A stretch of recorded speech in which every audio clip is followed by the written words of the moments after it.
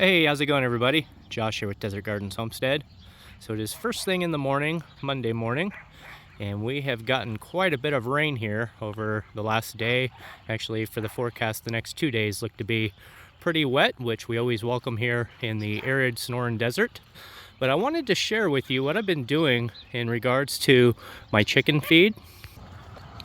So as many of you know, I've got quite a few chickens here on the homestead. This is my primary chicken coop and run. I house about 25 different birds in here, primarily the F2 olive eggers. And so I've got a couple roosters in the mix, but they all seem to be doing fine. But I've got roughly I had right around 50 some odd chickens. Recently sold some hens, which was pretty helpful. But I'd noticed that when I had the very large flocks, that it was costing me an arm and a leg to keep these guys fed. So over the last month or so, I've been playing with some different experiments. I've been doing some research, and I've come across just a homemade recipe using various beans and rice and different odds and ends, mainly things that have been in my pantry for a prolonged period of time. I know back in 20, there was a whole bunch of pinto beans that came through the food ministry, so I picked up quite a few of those. So I have a lot of those.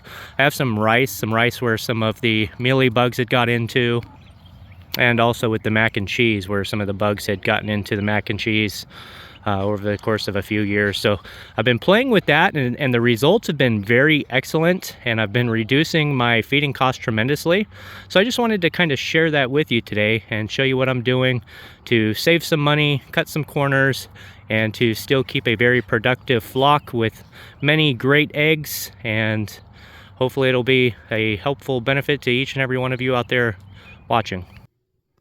Okay, well, here we are in my kitchen. As you can see, this is what I prepared yesterday. So I'm always working on a day in advance. So this one's ready for this morning, and it's just a mixture of pinto beans and white rice, also with some macaroni and cheese spread into the mix there as well. And this is the container of the pinto beans that I've allowed to soak overnight. So this will be fired up for today. So really the major drawback to this method is just the preparation. You're always having to prepare the next day's food, soaking the beans overnight and then cooking them for, an hour or so on the stove, putting in the rice. I'm actually going to pick up a load from Azure Standard. I've ordered 2 50-pound bags of green peas, and so I'll be adding green peas into the mix as well, which will definitely be a plus. But I use this as a base, and then I just mix in various other components that I would buy at the feed store, and so that just reduces the amount that I'm actually having to feed them. And as you can see, just even without any of the amendments within the beans and rice, they just absolutely love it. I think they just like the fresh food, and so they will just devour that. But let me go ahead and show you how I spice it up a little bit. And I also picked up some of this spring salad mix in the last food ministry as well. Got quite a few bags, so I've just been adding some of those into the meal as well. You guys and gals still have to wait for the remaining food. Don't eat all that, because I have other flocks that are also interested. Drop down some of my spring mix. Let's go ahead and get their scratch and crumble. Okay, and here are the other amendments I've been using. So I've been using some of the black sunflower seed, just some scratch. This is a 20% flock raiser crumble, and so I really like using this, but it's like $28 a bag, so it's kind of pricey. And I also use some mealworms just for the really high protein content. I think these have about a 50% protein, and so I like to mix in a couple handfuls of those as well. So let me show you how I go about mixing this up. I just have a old coffee container here, and so I like to start out just putting some of the crumble in. I usually do almost a third to a half. Mix in a little bit of scratch as well, and then the black sunflower seed, and just get a couple handfuls of the black sunflower seeds, and then I'll put the container into the bag. Easier said than done with one hand, but I'll just also do the same thing with the mealworms. just get a couple more handfuls until it's just about near the top, just like so. And then what I do is I just kind of shake it up here while I'm walking back. All right, so inside of their coop now, here's their bowl. Usually for this flock, because I've got about 25 birds in here, usually do about 4 or 5 heaping scoops. And put that into their bowl. Okay, that looks pretty good. And then what I like to do, just get some of this spring salad mix, mix that in. Yeah, you guys like this, don't you?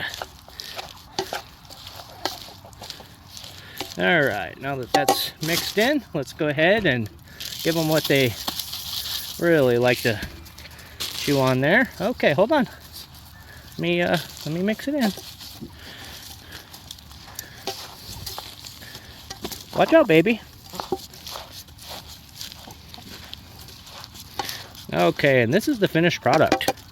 So as you can see, it's a really good heaping bowl, just full of all kinds of good stuff. And so they've got the pinto beans, the rice, the mac and cheese, the salad mix, and then all the various grains and crumble. And so they just absolutely love it, and they devour it until their bowl is empty. And then in the afternoon, I give them some scratch with some mealyworms or sunflower seed, just a really good scratch later in the afternoon.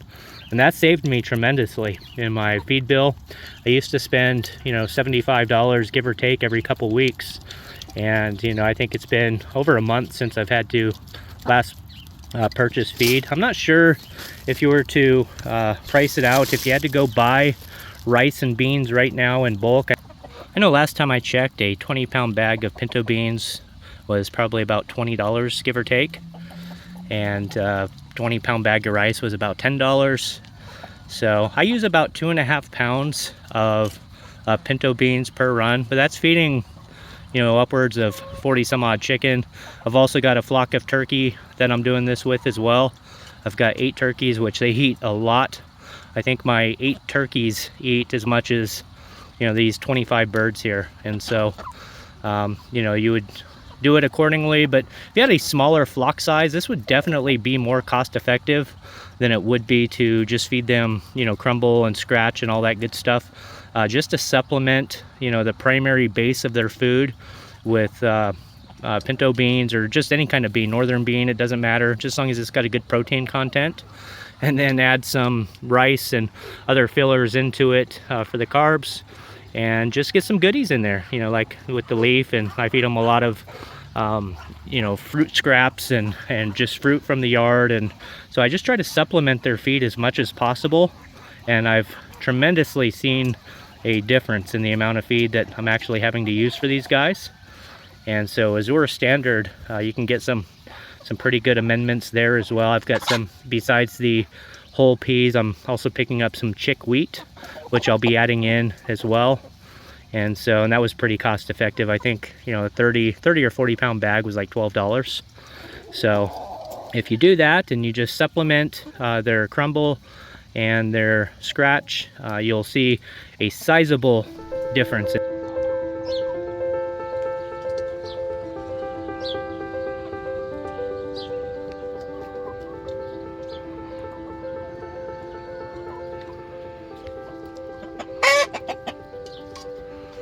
I didn't mean to startle you. I'm sorry.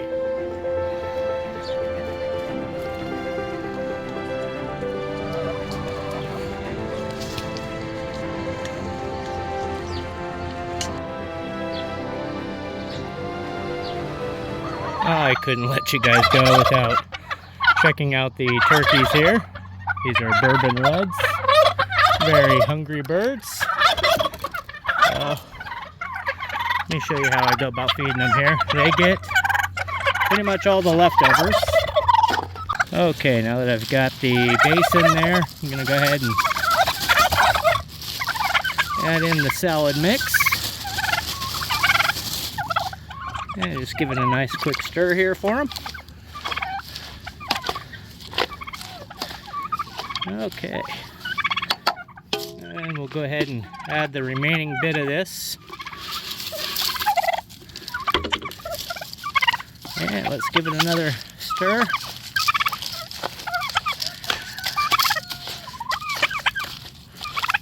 Okay, that's looking pretty good. What do you guys think? Is that pretty good stuff? Yeah, it is, huh? You guys like that, don't you? Yeah. And that is how I do it, my friends. This is how I've been saving money from having all these various birds here. And so it has been a great help for me, and I just wanted to pass that along to each and every one of you. Once again, hope you have a great day, and God bless. Take care.